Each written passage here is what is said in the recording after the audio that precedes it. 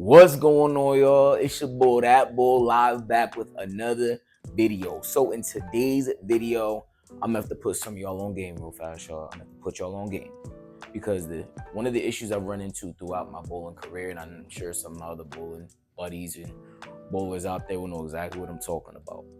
I feel like bowling doesn't get the respect that it's due. You know what I'm saying? People just think it's just a little hobby, to hang with your friends, to go out have a good time, which is fine if that's what you want to do. What I want to get into today is some of the misconceptions that's usually floating around about bowling as a whole. You know what I'm saying? Because I want to make sure we clear some things up. I want some of our people to understand, where it could come from. Anybody who's a non-bowler out there, can be in the mind of a bowler real fast to see how we actually feel about it and what we, really get into it about. You know what I'm saying? So first and foremost, I know this is what a lot of us heard all the time. You know what I'm saying? Bowling is not a sport.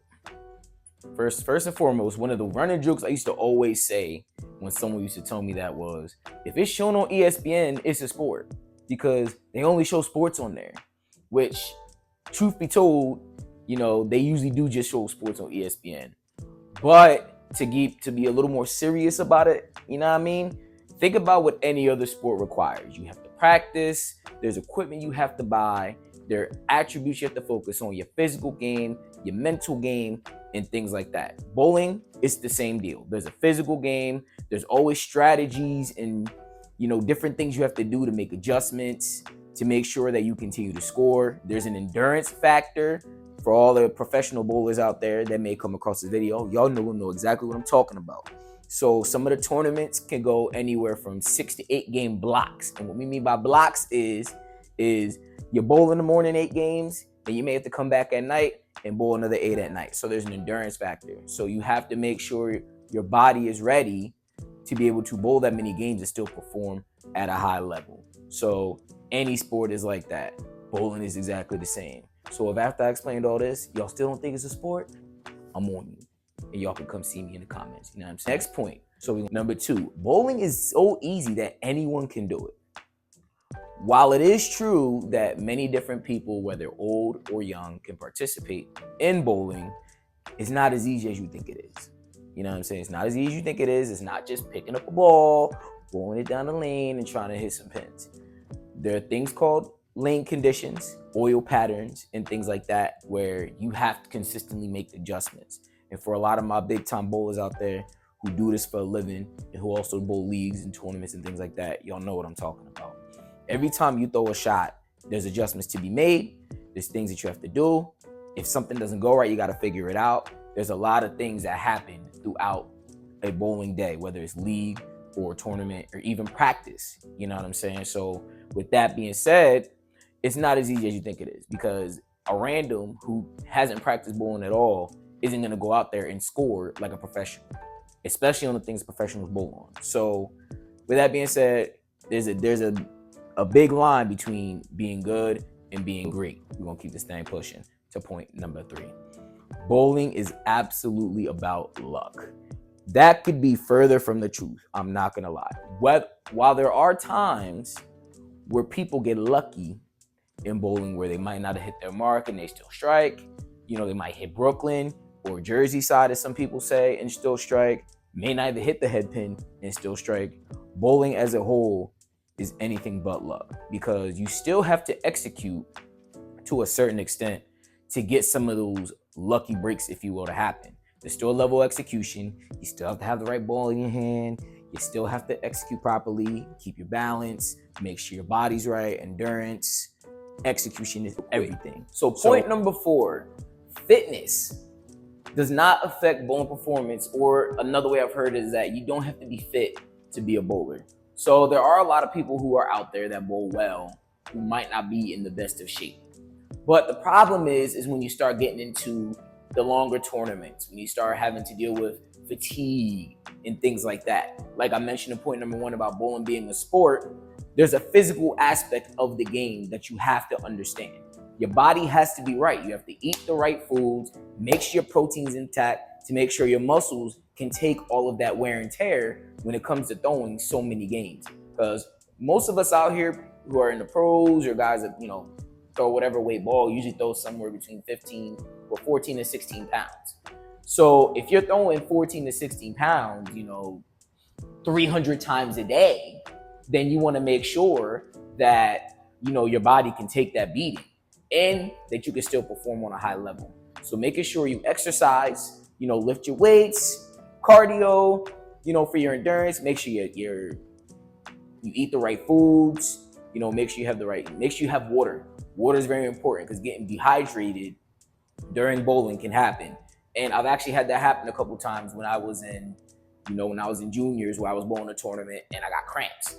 And it actually affected my overall performance because I didn't drink enough water. Point number 5 is one of the misconceptions that a lot of us, even as good bowlers, kind of fall into, for real, because I know for a fact I fell into it, especially when it came to 1v1 matches. You know what I'm saying? And you out here getting to it, you know what I mean? But you lose by 30 pins, even though you shot like 250. Point number 5 is only strikes matter, or, spare shooting doesn't matter quite as much as striking. So, as we all know, strikes count more towards a higher score than spares do. However, making spares is very, very imperative to making sure that you get the highest score you possibly can. It's not 300, but at the same time, if you're on a bowling, if you're on a pattern, like a sports shot pattern, where you're not going to be striking as much, you got to make sure your spare game is on point. You can't afford to be missing spares, because if you say you only get 2 strikes in the game, but you miss all your spares, you're bowling less than 100. It is what it is. You're probably going to bowl less than 100. And I know you're not going to be trying to be out here keeping up with the big steppers and the big dogs shooting under 100, because you're going to get smoked. You're going to get mollywopped out there. But the most important thing is that spares matter. Make sure you make your spares, kids. First and foremost, you're going to get to it. The scores will eventually come, the strikes will come, but making your spares is very, very important. Moving on to point number 6, that you have to have a high average to participate in a tournament. That is not 100% true by any means. Even when I was younger, when I first did my first tournament, I think I had like a 130 average. Obviously, my average now is a little bit about 100 pins higher now, but just because you have a low average does not mean you can participate in a tournament. I've gotten this question a few times. My beautiful wife has asked me this question because she bowls with me in league sometimes. You know what I'm saying? She bowled me in league this season. Her average is somewhere between, 130, 140-ish, you know what I'm saying? So she's like, hey, babe, like, I don't think I'm good enough to bowl a tournament. My average isn't that high. There's something they have set up called handicap. I'll actually dig deeper into handicap in a future video, the difference between scratch and handicap. So stay tuned for that. If y'all want to hear it, let me know in the comments if you want to, really dig deep into that joint. So there's something they have out there called handicap, where if you have someone that averages 150 and someone averaging 200 bowling against each other, all handicap does is help to level the playing field. Scratch means you go head to head, no extra pins, but handicap means they kind of do a difference there and then try to level the playing field. So if you have a lower average out there, you average say 130, 140, 150, hey, I encourage you to bowl in tournaments. Why? Sometimes you need that extra push of competition to help you perform a little bit better. There's nothing better than a good competition to help, to kind of get your adrenaline going, kind of make your mind go, okay, I got to do something. So if you have a low average, I encourage you to get into tournaments. You know what I'm saying? Don't let your average, discourage you, because they do give you handicap to help make up the difference. So it'll help give you a chance to win too. You know what I'm saying? So if you have a lower average out there and you see this video, feel free to participate in the tournament. You know what I mean? Even if it's a small one, you know what I mean? Don't got to be nothing big time, but feel free to take your behinds out there and bowl in a tournament. Have a good time with the peoples and maybe win a couple dollars, dog. You know what I'm saying? Point number 7. So I know I've heard this one from quite a few people, that every oil pattern plays the same everywhere. So what I mean by that is every house shot is the same. If I bowl on cheetah pattern in one place and I bowl on cheetah pattern in another place, it's going to play exactly the same. That's actually not true. If you watch some of the pro bowlers out there and you hear some of their vlogs, they will tell you the exact same thing. Not every house is going to play the same, even if the same pattern. Why? Because number one, topography plays a part. You know what I mean? Like how the house is laid out, like bumps and contours and things like that. That's going to create a difference. Also, climate plays a big deal. Climate's a big deal. Whether it's hot outside or cold outside, the oil is going to react differently over time. Even if you're in the same house, If you bowl there in the wintertime and bowl there in the summertime on the exact same pattern, the transitions and things are going to be a little bit different. So every time you hear a pattern, obviously there's going to be general things that you need to know about the pattern itself. How many feet is it? About what ball may I need to use? But at the same time, even going throughout the days, depending on who you're bowling on as well, the transition is going to be a little bit different no matter where you go. And also the lane machines they use, the types of oil they use is going to play a part also. You know what I'm saying? So just honestly, the biggest thing, you just want to be ready for anything, no matter where you go. If you're going somewhere new, bring everything with you. Bring everything with you because you never know what's going to happen. So point number 8, we're going into point number 8 now. A high-end ball is automatically going to make me a better bowler. That is not true. That could be further from the truth. Although sometimes if you're, starting to get the hang of things and starting to run into conditions where you need something a little more high-end that's going to help your game, yes. But there's still an execution factor. There's still a level of practice you have to have, and you still have to make sure that you're doing things how you need to do them. Because if you're not doing that, it doesn't matter what bowling ball you're using, you're still not going to do well. Just like, brand new pots and pans isn't going to make someone who can't cook a better cook. New golf clubs ain't going to help nobody that can't golf better. It ain't going to happen. It's just not going to happen. It is what it is. There's a level that you have to put in. Practice you have to put in. Execution you have to put in. You know what I'm saying? To make sure that, things happen how they need to happen. And no bowling ball you put in your hand, if you're throwing the ball badly, you have bad execution, is going to make you any better. If anything, it'll show even more of your weaknesses. A high-end ball will definitely show you more of your weaknesses than anything else. Point number 9 is having a high league average automatically means that you should go pro. The reason I'm putting this on here is because I've actually had quite a few people ask me, hey man, you bowl really good, you have a high average. It's you average what, 2-something, 225, maybe you should go pro. The thing is that you bowling on things in league is way different than bowling on a professional bowlers tour.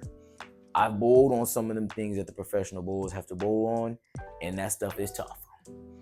That is a different level. You have to really be out here. You got to practice. You got to make sure your spare game is on point. It takes a lot of time, energy, and money to be on the professional bowlers tour. And any pros out there that come across this video, you back me up on this one. And a lot of the bowling conditions, the patterns that they bowl on, are a lot harder than your average league conditions. The average guy that may average 225 on a bowling league house shot for league might not even average 160, 170 on a professional bowling pattern because of how much more difficult it is. It's a lot less room for errors, so your execution has to be really on point. And I've had to learn that the hard way. I did junior gold when I was in 2011, 2012. So them patterns are hard. I don't think I averaged 170, to be honest with you. So in order to be ready for the professional bowlers tour, you got to make sure you're really scoring at a high level on those difficult patterns. And that's even the cash. We're not even talking about winning.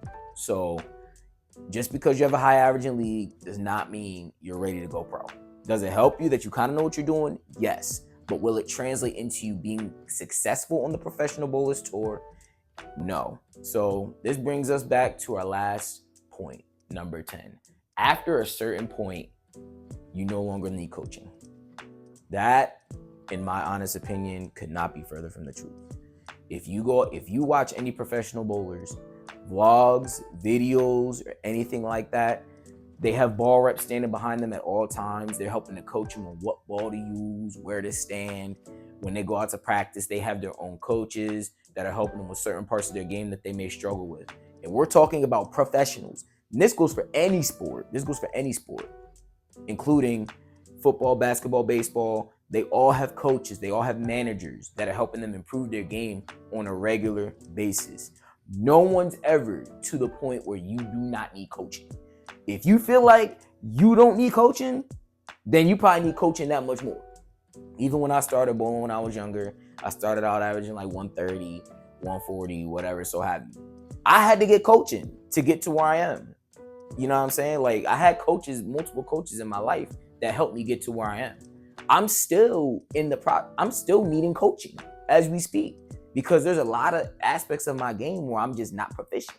I'm not getting to it. Like if I didn't need coaching no more, I'd be averaging 300. I'd be averaging 300. And nobody out here averages 300, which means you always gonna need a level of coaching.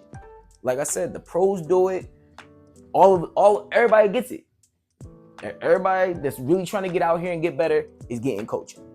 And if you're not getting coaching, you're not getting better. So that's our misconceptions, y'all. If there are any more misconceptions that I might have missed or ones that y'all heard in your lifetime that y'all want to put down in the comments, y'all let me know. And if I get enough other ones, I might do a part 2. Appreciate y'all being here with me today. Like, comment, subscribe. Have a good day and see y'all on the next video.